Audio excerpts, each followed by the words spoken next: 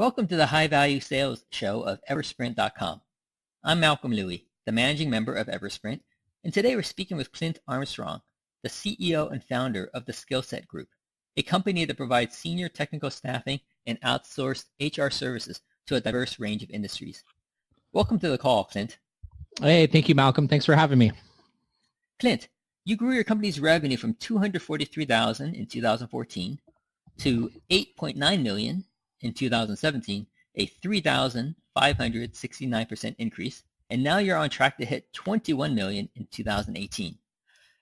I am going to ask you how you did this, but before we get into that, can you share with me how your company differs from the other technical staffing and outsourced HR companies that are out there? Sure. The technical staffing and HR industry in general, it's really about creating residual revenue. And that's how you really kind of build your company and grow it by getting as many contractors out there. What differentiates our company from other competitors is we like to focus on one particular thing, which is long-term retention. When you focus on long-term retention for the employees and for the clients, what ends up happening is it evolves into our own company as well.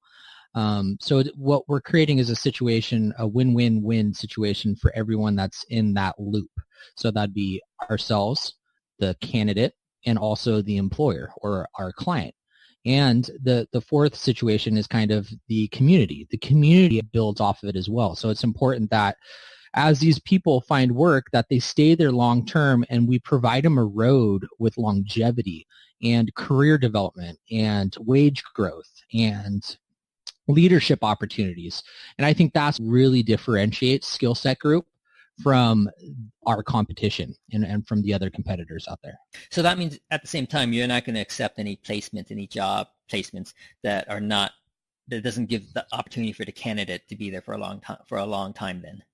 Yeah, exactly. We try and really focus and focus our energy on good companies that represent good values in the community and that have been there for a long time and that are looking to invest in their employees rather than committing to extremely short-term assignments and things of that nature. We try and stay away from that because there's not real long-term validity for the candidate, and it's a disruptor in terms of their resume, and it looks like they're job hopping all the time. So we try and really stabilize that for the employee and help them grow their career for whatever they're trying to do, whether it's in administrative, accounting and finance, aerospace, automotive, food and beverage, manufacturing, whatever it is. All right. Yeah, that makes sense. And plus, in business, right, it's so much easier to not have to find a new customer every single time, right? Essentially, you're not only locking in your client, not necessarily locking in, but you're establishing a long-term relationship with your client, but also with the candidates you place as well, right? So it makes, I think, your business easier. Exactly. Exactly. So well said. Going back to your revenue numbers, $243,000 in 2014, $8.9 million in 2017, $21 million in 2018. What were the three biggest drivers of your business that allowed you to achieve this really rapid sales growth? Sure. The first thing is internal turnover. We don't have any internal turnover. So people that come in and work for SkillsetGroup internally, they never leave. And every single employee that we've had has never made more money than the previous year. So every single year they're making more and more money, and they're growing into new roles of leadership roles and operation roles and accounting roles. And there's a tremendous amount of internal growth which is going on. So the first is you have to have a stable base, which is what we have. The second driver of our business is that we've really reinvested all of our profits back into the company. So for the past 4 years, any profit that we had, we reinvested it into people, right? So we've hired, because people is our product, that's the number one thing that we have to invest in. It's also the number one expense that we incur. So we've been continuously investing, hiring new salespeople, hiring new account managers, hiring new recruiters. And the third thing is we've invested in our processes.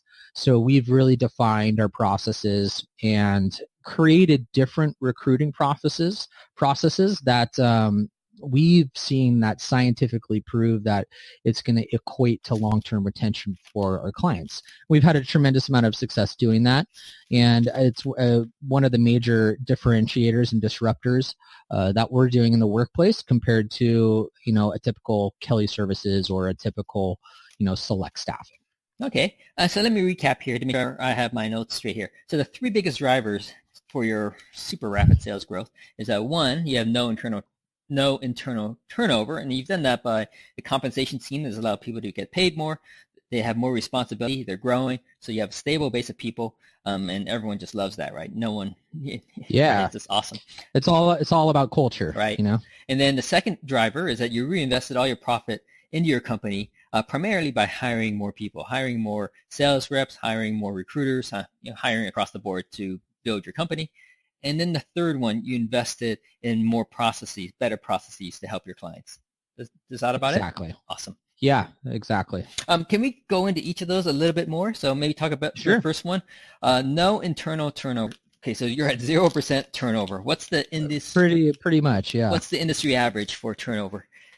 Oh man, it's like in staffing, the one thing that I realized that was a major problem in staffing, and I worked for some of the bigger companies, and I'm not going to name them, but I worked for them in the past, and the number one thing that I realized was, wow, there was a tremendous amount of turnover going on internally. So when you have a lot of turnover internally, it prevents you from creating remarkable experiences with your clients and with your candidates, because what ends up happening is when they call you back and say, hey, I need help with a mechanical engineering opening that we have coming down the pipe. Guess what? They're talking to a new person that doesn't understand their company's processes and procedures and what they're looking for. And so what it does is it creates a lot of confusion on the client's end and also on the staffing company's end. So that's kind of one of the major differences there at looking at that.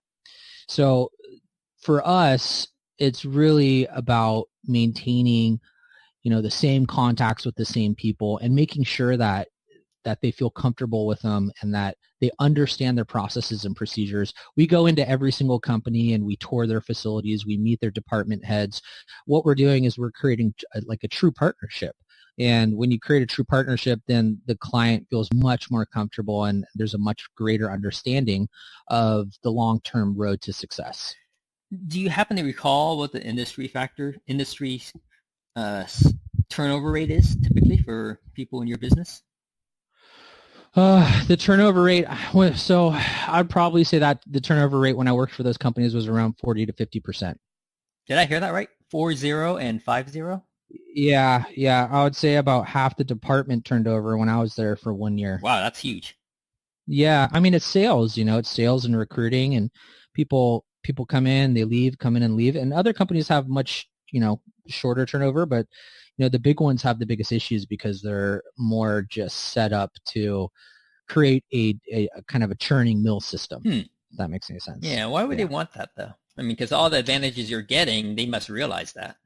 Yeah. Well, it's a numbers game at that point. So they're doing it for they hire people just to perform numbers, whereas I'm hiring people to perform a specific job and execute it not based on numbers, but based on values, integrity, respect, and actually getting the job done. Right. There's a big difference. All right. I can see that for sure. And longer term, it makes a big difference as well.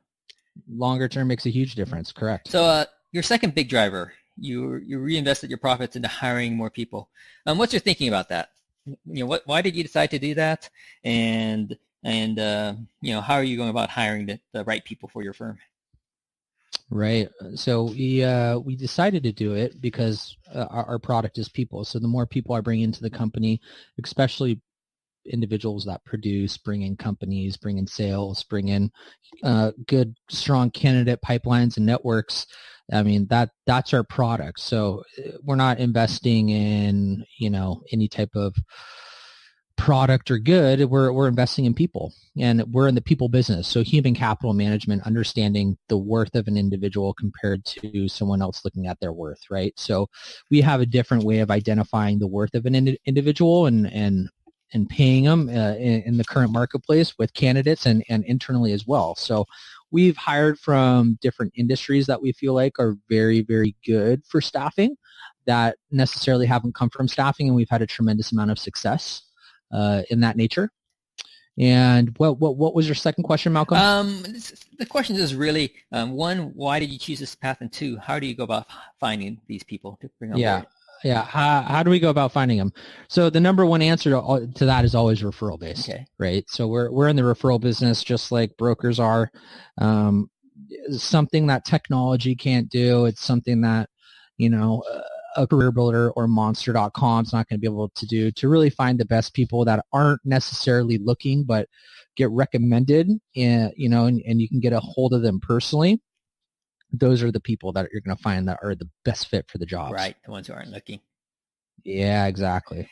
Now, can you share a little bit about, earlier you said something about you've had great success hiring people from other industries who weren't necessarily in staffing. Can you share some details about what those industries are and where these people came from and how they're being successful in the staffing business now? Yeah. So there's a lot of different industries out there. There's people out of manufacturing. There's people out of aerospace and tech. There's people out of government. What we found are people that are associated with safety, people that have come out of the safety industry, people that have come out of, there's certain companies that have particularly really well developed and trained training programs for their employees. We like to look at employees from those different types of companies. I'm not sure if you want me to mention them, but there's quite a few out there that have some excellent training programs and develop really good leadership skills. Like In-N-Out's a good one. We found some really good employees that have come out of In-N-Out.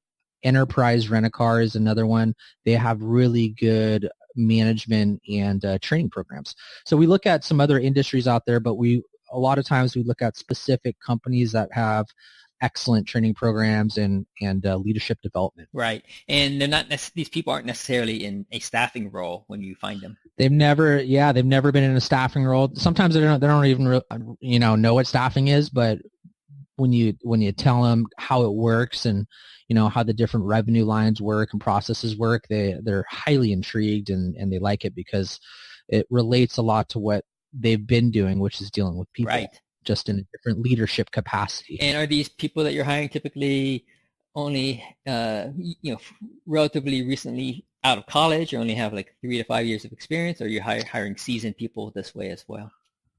Yeah, seasoned people. We really started to, in the beginning, we started out with really younger individuals and people that didn't have much experience, and then we've grown into a point where now we're becoming more of a mature company. We're next year we're going to do around 50 million in sales, so we're starting to go up against the big boys, yeah, and so we need that more maturity that's going to bring a little bit more grounding to the company, and people that have a little bit more experience, in-depth knowledge experience in the processes and different capacities that we have to operate in as you grow. Right. Okay. So how seasoned would you actually hire to bring someone who's not in a staffing position and bring them into your firm? Is there like a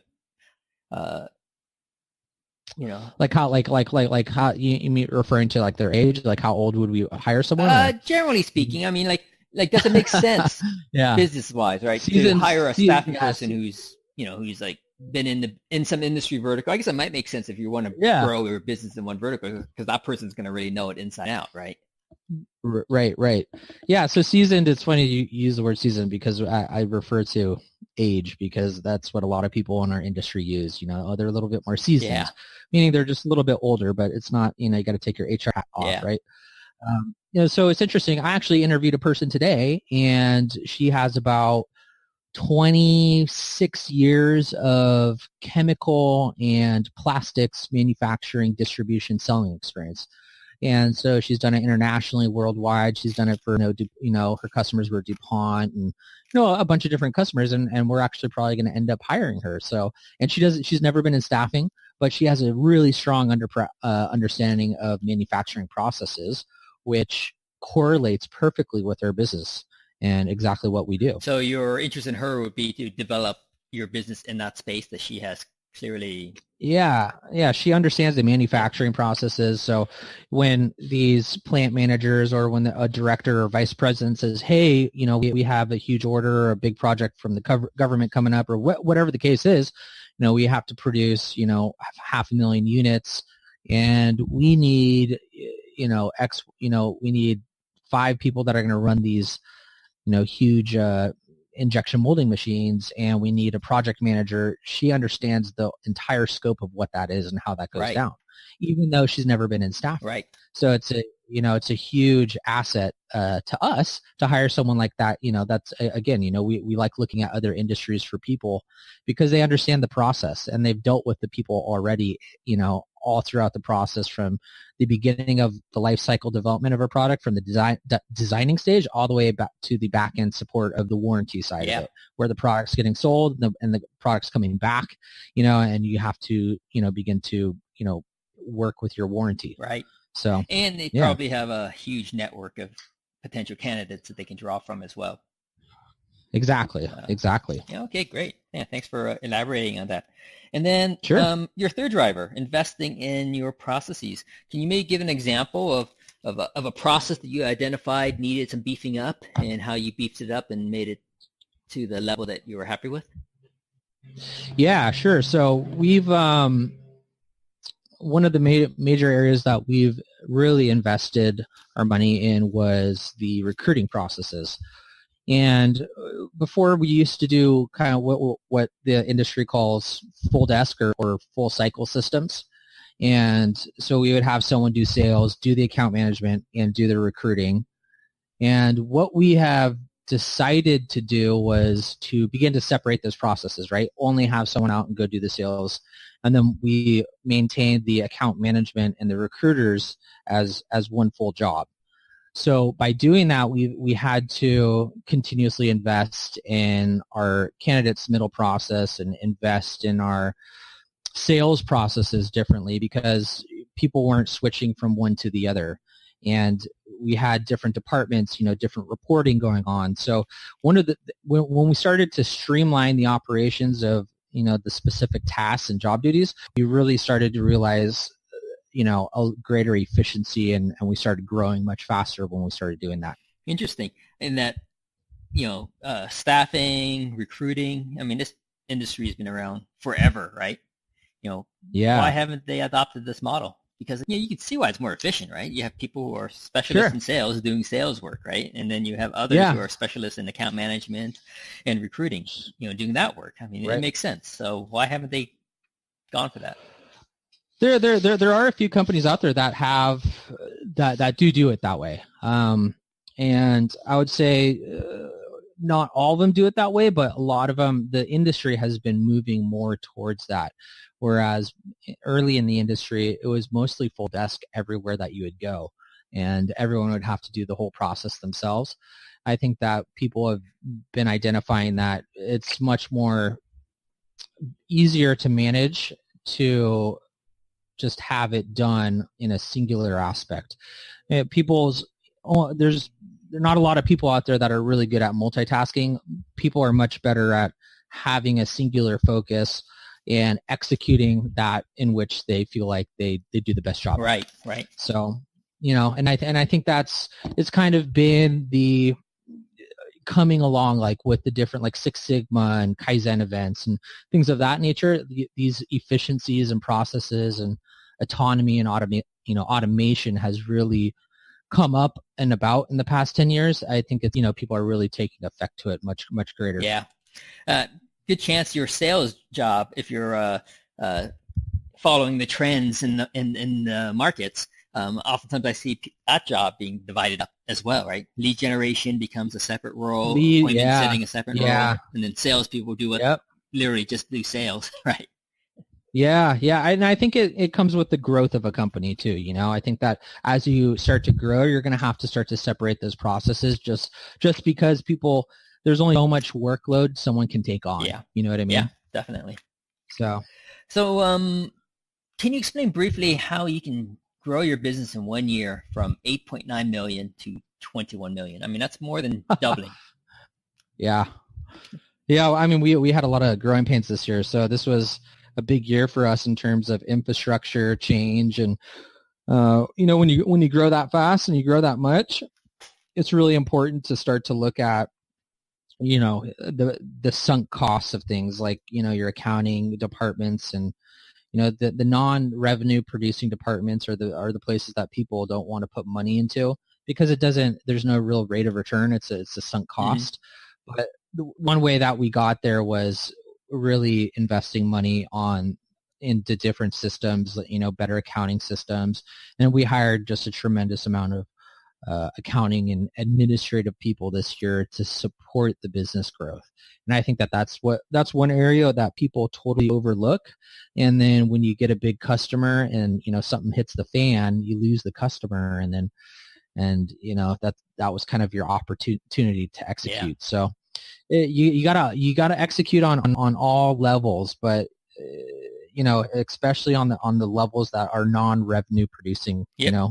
They're essential. And not, yeah, they're essential. And so I think people really overlook that. And so for us to go from 8.9 to 20, and then, next year we're going to get to about 50 million, is just investing more in that and making sure that it's a fine-tuned oil machine, and people understand what they're doing and how they're doing it and when they're doing it and where they're doing it, and, and following through on it. Now, how did your team, the salespeople on your team, find for this year another $12 million of business, and for next year you're looking for another $29 million of business? Now, how are you guys finding yeah. it? Or is it all coming from, how are we finding it? From your current client base? Yeah. And just doing more work with you?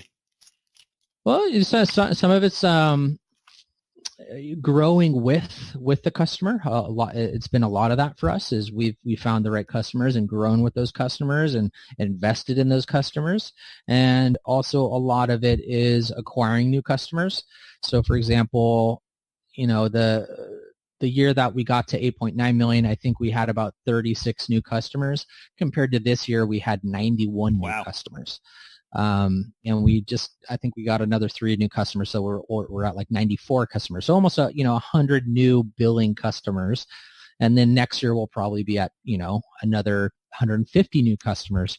A lot of it's referral based. A lot of the customers really get good service, so they refer you to their sister companies or to their other contacts that say, hey, this individual has really, or this company has really helped me out. If you're looking for the same thing, you should use them. And now people are starting to call us rather than us having to call them. Yeah. And that's the big game changer. If you can get people to start calling you about your services, you're sitting in a prime spot, because all you need to do is focus on execution and executing that job that they're asking you to do. Definitely. It's always a great spot to be in. Now, how much of your new business is coming from referrals, and how much of it is coming from other sources? Oh, that's a good question. I'd love to take a survey of my company and see that. And we have the data. We have the data to look it up. But I'd probably say 70% is probably 60 to 70% is probably prospected, where the sales individuals go out, and I'd say 30 to 40% is referral based. Okay. And how does your team go about prospecting and finding new business? What's the process there?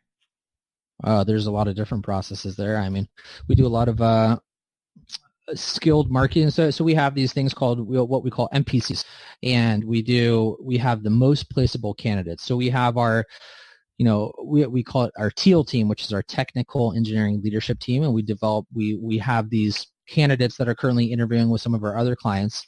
And we take their resumes and we market their resumes to other customers that are looking for the same industries. And that's one way that we do a lot of business development. We give that to the sales reps. The sales reps go out, describe the processes and procedures that they've done in the past, the budgets, they've managed $10 million or whatever. And then all of a sudden the client goes, wow, this person looks amazing. We'd love to interview him. Okay. So they bring him in to the interview, interview him. But before you interview him, you got to sign a contract. And then if they end up hiring him, then they become a new customer. Now, when they become a new customer, guess what? We just hired in a director or a VP of engineering. Guess what that person's going to do? They're going to utilize our services for their other positions that they have open, right? Because we got them the job. So that's how we really start to funnel the sales and then kind of grow the accounts and mushroom those accounts into really profitable accounts. So that's one method that we do. We do a lot of we have a lot of individuals that just straight cold call companies based off of their industry or job openings that they have on the internet. Okay. And then we have, other sales reps that just go the route of knocking on doors the old school way, right? And, hustling that way. So we have a lot of different ways. We try and get creative with it, creative drop-offs, but we really like to try and market the people that we currently are in contact with and the products that we're currently working with. We love to market those to companies because that's the real-time product that you can get and that you can purchase right now. Right. Okay. Can you share what kind of marketing that you're doing to bring your company and your services to the attention of prospective clients and prospective candidates? Yeah, like what are you talking about? Like online, or are you talking about? Whatever marketing you're doing, like how do people find out about you outside, other than a referral? How do people discover the Skillset Group? Sure, a lot of it's word of mouth. A lot of people, which is the best marketing because it's free marketing. A lot of people just hear about it through the community and through the town. We're partnered with a lot of chambers of commerce, so we go to a lot of chambers of commerce meetings because we want to be part of the community. We want to help support the community, grow the community. We put on job fairs for the communities. We've been recently helping out the homeless to try and get homeless people back to work. People that aren't necessarily, addicts or drug addicts or anything of that nature. They've just fallen on hard times and they just need that little help, that little push to get them back into the workplace. We've been doing that. And so, people hear about that and they love that. They love the partnership of that. We not only do we put on job fairs, but we advertise online. We're on LinkedIn. We have a website. We advertise in different magazines for our services. Yes, the old school way of magazines. You'd be surprised how many people read magazines still. We advertise, on all the different job boards too, like Career Builder, Monster, ZipRecruiter, LinkedIn, all those different items. So there's a lot of different ways that you can hear about us, through Indeed and, just Google search or Yelp or, you name it. We're pretty much everywhere that you can possibly find. Now, when you say you're advertising on job boards, you're actually advertising your current job openings, right? Yeah, current job openings and also just our company in general as well. So you'd advertise, you might not even have a job opening, but you'd be advertising the Skillset Group on those job boards. Yes, exactly. Okay. What's the what's the ad to get these people to click if it's not a job relevant listing? It's more about brand equity and putting the brand out there, maintaining brand equity, because in staffing, recruiting, HR, that's really all you have, right? Because you're as good as your word and you're working with people. People is your product. So it's really about branding the company right and making sure that brand has substantial and high value and it's perceived that way, but most importantly that the quality is there. Right. And the brand is perceived with quality. Not with poor quality or poor candidates. There's a lot of staffing, what they call, agencies or, and they've been around for a long time, but you're going to get what you pay for, you're going to get that really poor quality. You're going to get those, they've just developed a system where they hire, people straight out of college, don't really know what they're doing. And then, that's kind of what you get. Whereas with us, you get like really solid quality and you get full service and you have the full spectrum of the different departments that we can serve, and help you with. Right. Now, what are your thoughts about the internet? Like how do you use it to leverage your business in terms of marketing and sales? Right. Well, our entire industry is now pretty much dependent on the internet. We use the internet quite a bit for a lot of different things, but in terms of marketing and sales, we basically use it for everything. I mean, we get a lot of referral calls and people that just fill out our online forms of help they need with positions, and then that gets, sent out to the sales reps. A lot of people find us on Google reviews. People, we have really good reviews on Google, and people just read our reviews and then call us. We're also, surprisingly on Yelp. A lot of people put like really positive Yelp reviews about their experience and job experience, and people call us on that. And it's really been fully organic. We don't really pay for much, internet advertising. Mm-hmm. Now, all those things were that you just shared with me. Those are all candidates reaching out to you, right? Not so much companies. No, companies will reach to us based off of the candidate reviews of people. Okay. Yeah, because they see, wow, the candidate, the candidates really enjoyed the process and did a good job of identifying their skill sets and got them into work, and it was a smooth process. And so clients love to see that, because you want people to experience that with your company. Yeah, because if it's a different story, then you're going to have problems on the road. Yeah, you need some consistency. Yeah, exactly. So, I fired up my little spy tool that I have to check out what spy tool. Are you spying on me? I am spying, not on you particularly, but on the company. They call it spy tool. I think it's marketing. All it is just intelligence as to what a company's doing online for their marketing. Okay. So for your company, I just kind of enter in your website. I'm seeing that you're not running any pay-per-click ads right now. Nope. Now, have you tried it and you found it is just... We have. Didn't really work, Okay. We found, and again, I'm not an expert in that field. I'm not an expert in paid advertising. A lot of our main competitors do it, but we found that from an organic aspect, we've gotten calls from companies just through the organic reviews and information on the internet about us. Right. Okay. Have you seen any of your competitors go real heavy on the pay-per-click advertising?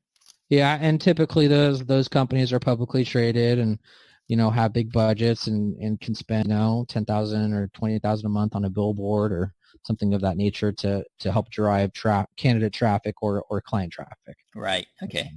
Yeah. Yeah. I think just from speaking with people about the ones who are running their campaigns for the business, it all boils down to what you just said, right? If it works, you do a lot of it. If it doesn't work, you either don't do it or you just keep on testing it at a small scale until you do get it to work. Yeah, exactly. What other marketing channels have you tried that just didn't work for your company? We tried the billboards one time. So we did billboards in, unique locations. So we would find billboards next to, like, one of our main service segments that we focus a lot in is food and beverage. I kind of built the company off of getting it into food and beverage, and working with some of the Fortune 500 manufacturing companies of food, like Kraft or a lot of the nut manufacturers, or Pepsi or Coca-Cola. We got these customers, but what we would do is we would put billboard advertisements right next to, let's say, a company that we wanted to get into. Right. We would put an advertisement like on the road that they had to exit, and it'd say, do you need engineers, or do you need mechanics, or do you need quality assurance individuals, call SkillsetGroup. And that worked okay. Okay. I think that the old traditional methods, you really need to do it for a longer time period to really analyze the numbers to see if it works. Mm-hmm. But whereas, in the internet and, the 21st century, it's pretty rapid feedback, It's instantaneous real-time feedback, especially with stuff like Google Analytics. You can instantly see where your customers are coming from and, retention rates and are they getting it from mobile or a desktop and so forth. So yeah, we've tried, we've actually had some success with the magazines. We stick with a few magazines that we advertise in, and, in staffing and, just in general that go out from a localized basis. Those have actually worked out well as well. Yeah, what kind of magazines would those be, the ones that are working? Yeah, so those are more of the local magazines. You know how you'll have like a local city kind of free paper magazine that you'll come about. So Yep. like if you're in Newport Beach, you'll have like the Newport Beach, whatever, and beat or something like that, and Hmm. it's a small just kind of paper. We Yep. found that those actually work pretty well because it's really localized Yep. and it's in a lot of different places, and people just pick them up and read them and just kind of click flow through them while they're eating lunch one day at Wahoo's or something like that. We found that those actually work pretty well as well. Interesting. Because I Yeah. see those all the time. I never Yeah. look at it, but someone Yeah. does, right? And it kind Yeah. of brings me to an interesting interview I had where this one company, they actually get their new leads, new business from a radio show. They host their own radio show on AM radio. Oh, I mean, very I can't cool. remember the last time I listened to AM radio, but these guys found that their market is there, and it worked out Yeah. really well. So, You know what? I listen to AM 640 all the time. yeah. So there you go. All right. So who knows? You might become one of their clients one day. Yeah. Yeah, So, exactly. so for you to get to 50 million next year, that's a big jump, right? 21 to 50. What do you Yeah. think's your biggest challenge to do that? Oh man, there's a tremendous amount of challenges. We have to keep our costs under control, and we have to find the right people that are going to execute the job properly. So we've been really ramping up this month in December. We like to do it in December before the new year so that we can get people because our industry slows down right now. And so we like to really hire up kind of in December and then have them, have that slow period where we can really train them up and get them trained up for the next jump. So what we're investing is, and and if anyone's listening to this, feel free to apply to our company because we're looking for additional people, but we're hiring more salespeople. We have to hire more recruiters to get jobs filled. We're investing a tremendous amount of money into new technology and new platforms to continue to increase the pipeline of candidates, casting a bigger net and being able to filter out those people and find them for the right opportunities and for the right jobs.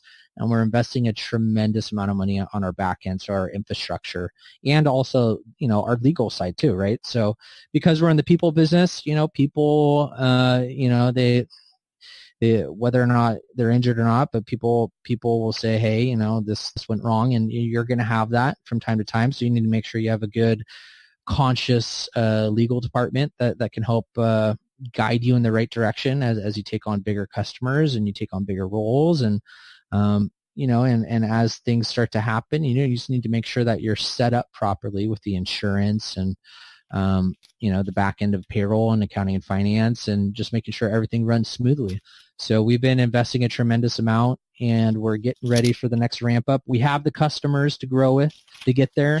We just acquired some of the biggest customers in Southern California to help us, grow with them. And it's just a matter of executing on the other end, really. Right. So you mentioned before that you're looking to hire more salespeople. So Yeah. you feel like you still need more salespeople to help you get to the target of 21 to 50? Yeah, you're always going to want salespeople, no matter what. Why? Because you live and die by sales, and at the end of the day, customers. We hope that customers will be around forever, but I think to say that a customer is going to be around forever is, I think you're kind of lying to yourself. You know what I mean? I think that they use you for a certain period of time, and they use you for a certain period in the lifetime of the company, right? So if they're going from 200 million to 5 billion, our company is probably not going to be the best fit. You're going to have to go to someone that can segment out, more locations for you. If you're nationwide, going nationwide, we're not going to probably end up being the best customer for you. Right. So now, what are your thoughts about helping your salespeople find more leads? Because from what I recall from our conversation, you don't super heavily advertise, right? You're not right. Yeah, I mean, what's your take on that as opposed to letting? I know you said some of your salespeople, they do the cold calling route. Some of them are looking for job ads that other companies have and approaching them to see how they can help and so on. What do you think about actually doing a wider scale marketing campaign to find candidates, to find companies, and let your sales team, filter through those. Yeah. So we've actually been investing in that too. We've invested in a few new services that help give you those type of leads. But what we found are the best leads are real-time leads, right? So in staffing, what is a real-time lead? A real-time lead is someone that is actively interviewing at a company for a current position. So when we bring in candidates into our office to interview, because majority of all the people that we place out, so like next year we'll place around 6,000 to 7,000 people into different companies, and all of those people come into our offices and meet with us, and we greet them and we sit them down, we talk to them, we figure out what their family situation's like, we figure out, do you need to pick up the kids at this time? Is your wife working? How much money do you need to make? All these different aspects, right? They're people. And once we figure out what they need, we always ask them, are you currently interviewing anywhere? Yes, I'm interviewing at company X, Y, and Z. Those end up being the best leads for us. So we can actively see, hey, these companies are growing internally, and then we measure that and look at it, and then try to target those companies. Or sometimes it's just in general the industry, right? A certain industry is doing really well based off of certain things, like real estate, for example. Look at real estate. Real estate's been doing really well in the past 8 years, right? Mm-hmm. And, even though interest rates are going up, it has a domino effect in terms of the manufacturers. So people that are manufacturing home things like switches for the lights, or they're being, or like Quikrete, for example, or they're making the concrete, or they're making the drywall, or the stucco, or the paint, like Behr paint. Those industries are doing extremely well right now, and they're prospering because there's not enough inventory out there right now. So what they have to do is produce new inventory, and that's exactly what's happening. So it's a filter down effect. So we target those kind of industries that are experiencing that type of growth. Right, because they need to hire people to exactly. continue to grow. I mean, cannabis is a great example, right? Like, look at cannabis companies right now. They're experiencing, because it's starting to go legal in different states, they're experiencing a tremendous amount of growth, and it's the second largest number of positions open in the United States is cannabis. The first is dentists, surprisingly, right? Because all the baby boomers are retiring, and they have bad teeth, and they need new teeth, or they need their teeth worked on. So, you have to look at it from an industry perspective and from a geographic perspective, and really what's going on. You have generations of people retiring right now. What does that mean? Well, RV sales are at all-time highs. So what do? We go after the RV manufacturers. Okay, and then go there and say, hey, do you guys need composite technicians for, the plastics, and the, electrical engineers and design engineers? They need all that stuff. And so we provide it for them. So we really hunt down from a large scale, and then start to funnel it down. Right, that makes sense. Logical. Yeah. Two last questions for you. One, who are your ideal clients, the companies that you would like to be in touch with to place jobs? And perhaps who are your ideal candidates as well? And what's the best way for them to reach you? All right. So first question, say the first question one more time. Sorry, Mal. Who are your ideal corporate customers? Okay. So the second one would be, who are your ideal candidates that you would like to work with? Candidates, yes. Okay. So our ideal customers would be customers that are between the ranges of, I would say, $50 million to $1 billion. We like to focus in on that sweet spot. Ideal customers are customers that revenue around 100 to 300 million. We love those type of customers because we're right in their sweet spot of growth. And we focus on companies that manufacture anything from aerospace and defense products, automotive, food and beverage. We do a lot of information technology, manufacturing, medical devices, pharmaceutical, logistics, warehousing. We provide all of those companies' employees to them for different divisional aspects. So we provide them for engineering, technology, and leadership positions, technical, industrial, and mid-industrial positions, skilled labor positions, accounting and finance positions, administrative positions. And then we do it all the way down to the bottom of we do it on the light industrial side of the general labor positions as well. So our ideal customers are also individuals that are local to the California area. We primarily do business in California right now, and that's how we plan on doing it next year as well. And so that would be our ideal customer. In terms of our ideal candidates, well, we love candidates that have a strong work ethic, that are willing to learn, and that want an opportunity to grow. We love those individuals, and we welcome to come apply and walk into our offices and work with us. We're all about helping people, and we're all about working with the community to help you get more integrated in the community and to help grow your role. So it doesn't really matter what you do, as long as you come in and you sit down with a recruiter, you bring in your resume, we can help you find a position. And what's the best way for them to contact you or your team? Sure, you can go to skillsetgroup.com, or you can call 877-272-6950, and then the phone system will automate you to one of our recruiters. Awesome. Thanks for joining us today, Clint, and sharing how you accelerated your company's high-value sales. Thank you so much, Malcolm. I appreciate the time, and I wish you the best of success. And most importantly, hope you have a wonderful and Merry Christmas. You too as well, Clint. Thank you. We've been speaking with Clint Armstrong, the CEO and founder of the Skillset Group, about his company's rapid growth. For interviews with other fast-growing, high-value sales companies, or to learn how we can accelerate your firm's high-value sales through automation, visit eversprint.com.